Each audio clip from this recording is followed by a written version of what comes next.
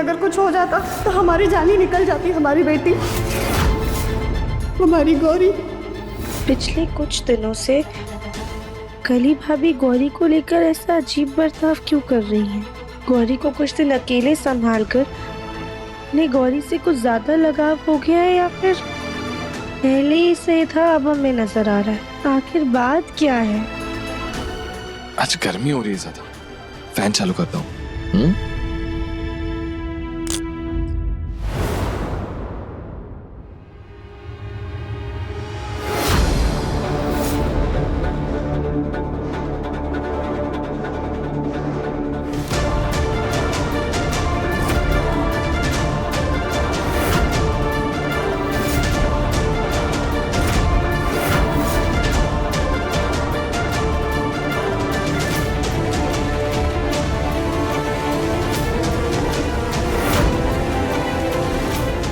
राधिका, ये क्या कर रही हो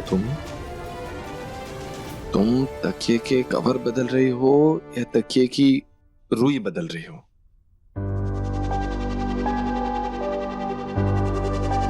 हे भगवान, ये क्या कर दिया हमने? ठीक हो ना राधिका? मतलब जितना मुझे साफ सफाई से प्यार है, तुमने उतना ही ये कमरा बिखेर के रखा हुआ है। हमारी बेटी से ये गुप्त कला सीख रही हो क्या तुम?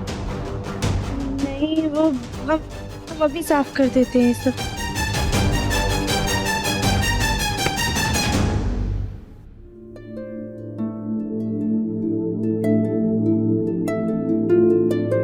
क्या सोच रही थी? कुछ नहीं दिव्यम जी, हम बस ये सोच रहे थे कि आज गौरी बाल बाल बच गई। अगर कली भाभी सही समय से नहीं आती तो आज पता नहीं क्या हो जाता।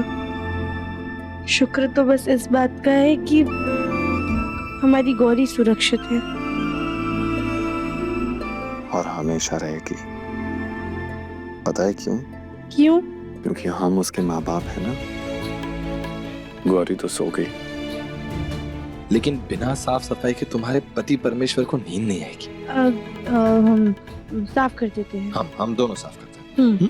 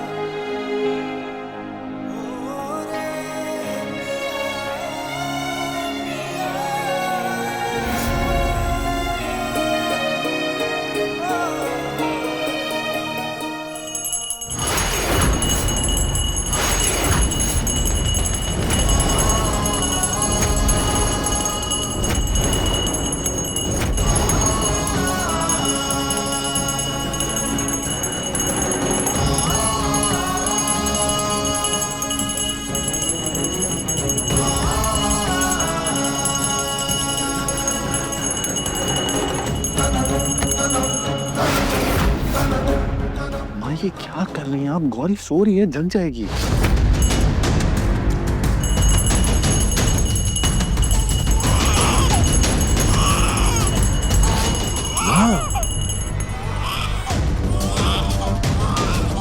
गौरी बेटा ऐसे रोते नहीं है, सो जाओ, चुप हो जाओ। माँ क्या कर रही हैं आप? मैं कह रहा हूँ आपसे रुकने के लिए। गौरी कितना मेहनत से सोई थी बेचारी, जग गई। क्यों कर रही हैं आप ऐसा? तेरी नजर उतार रहे थे हम मुन्ना। महाकुंभ से तेरी नजर उतारने के लिए खास ये घंटी साथ लेकर आए थे। तेरी रक्षा के लिए निर्जला व्रत रख रहे हैं, लेकिन तुझे तो सिर्फ अपनी बच्ची नजर आती है, माँ नजर नहीं आती। माँ को तो तू बिल्कुल भूल ही गया है। हाँ ऐसा कुछ नहीं है, आप ज्यादा सोच रहे हैं। आपका दिल दुखाने का मेरा कोई इरादा नहीं था। देखिए ना आप, गौरी को इतनी मुश्किल से सुलाया था, उठ गई बेचारी। आप मुझे नीचे बुला लेती तो मैं आ जाता ना। बुलाया था मुन्ना, तेरे पापा ने तुझे आवाज दी थी, लेकिन तूने शायद सुना नहीं होगा। तू अपनी बीवी और बेटी में जो व्यस्त था।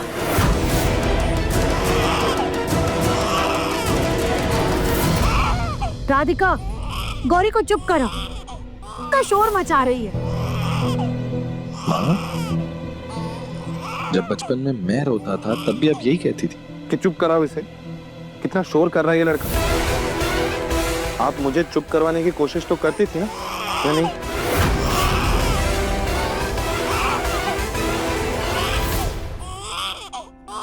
एक सेकंड राधिका, कोई बात नहीं। मैं गौरी को नीचे सुलाने के लिए ले जा रहा हूँ। आपसे बाद में आकर शांति से बात करता हूँ।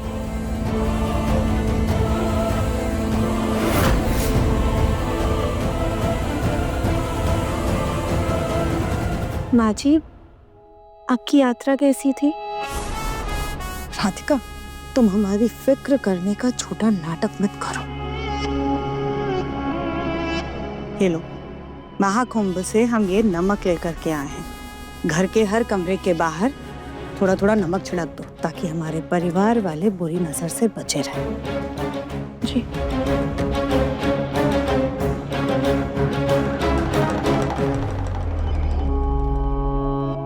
पहले हमारा मुन्ना इस कौन मुखी के पीछे पीछे भागता रहता था, और अब उस बच्ची के पीछे भागता रहता है।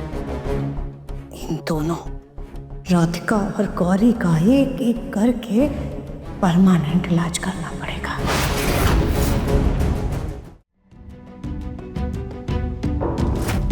हम जानते हैं कि आप गौरी से बहुत ज्यादा प्यार करती हैं, लेकिन उस वक्त आप हमारी बच्ची, हमारी जान क्यों बोल रही थी?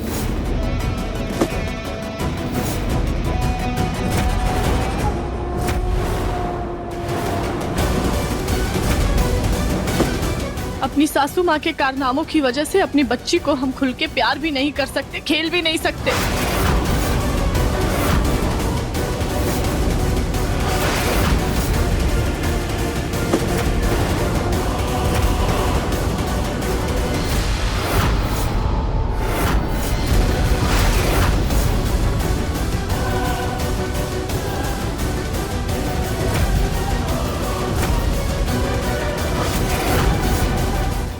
जोर जबरदस्ती करके अगर कहीं और की चीज कहीं और रखी जाए तो वो उस जगह पर नहीं रह सकती। क्या मतलब है सास जी? मेरा ये मतलब है कली बिटिया, जो मैं इतने दिनों से तुम्हें समझाने की कोशिश कर रही हूँ, वो तुम अपने भेजे में उतार दो।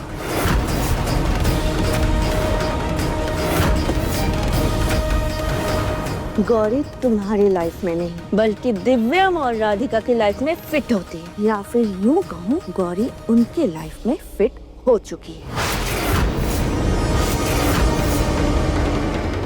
ज्यादा ज्ञान देने की जरूरत नहीं है सास जी। गौरी हमारी बच्ची है और रहेगी। भले ही आपने उसे हमसे दूर कर दिया है, लेकिन हम उससे दूर नहीं रह सकते।